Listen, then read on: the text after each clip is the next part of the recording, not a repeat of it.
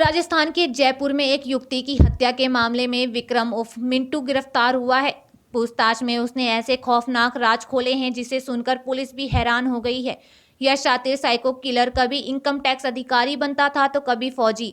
उसके बोलने का तरीका इतना अच्छा था कि उस पर किसी को शक नहीं होता था। मिंटू को लड़कियों से दोस्ती करने का बहुत शौक था। फिर जब कोई लड़की उसके लिए परेशानी बन जाती थी तो उसे अपने रास्ते से हटा देता था। उसने अपनी लिविंग गर्लफ्रेंड के साथ भी ठीक ऐसा ही किया। पुलिस को चकमा देने के लिए विक्रम लगातार अपनी लोकेशन बदलता रहा।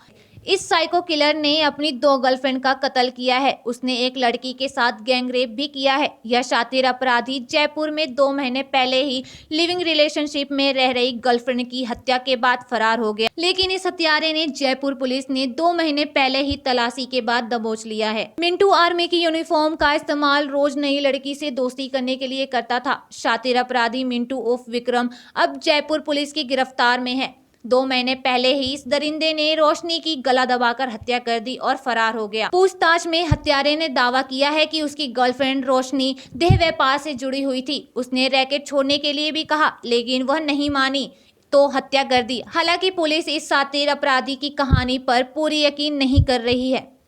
पुलिस ने इस शातिर साइको किलर से पूछताछ शुरू की तो खुलासा हुआ कि रोशनी पहली लड़की नहीं जबकि उसकी हत्या की हो। अप्रैल 2021 में मिंटू ने ग्वालियर में अपने एक दोस्त की गर्लफ्रेंड पूजा की भी हत्या की थी।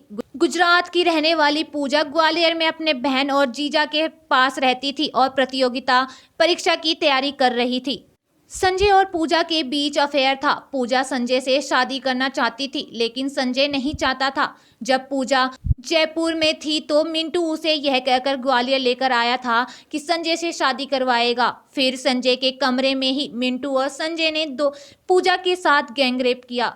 फिर इस दरिंदे ने पूजा के शव को ग्वालियर रेलवे स्टेशन से 10 किलोमीटर दूर पटरी पर फेंक दिया। ग्वालियर में पूजा की गुमशुदगी की रिपोर्ट दर्ज कराई है। इस खुलासे के बाद जयपुर पुलिस ने अब ग्वालियर पुलिस को सूचना दी है। ब्यूरो रिपोर्ट, दिल्ली समाचार।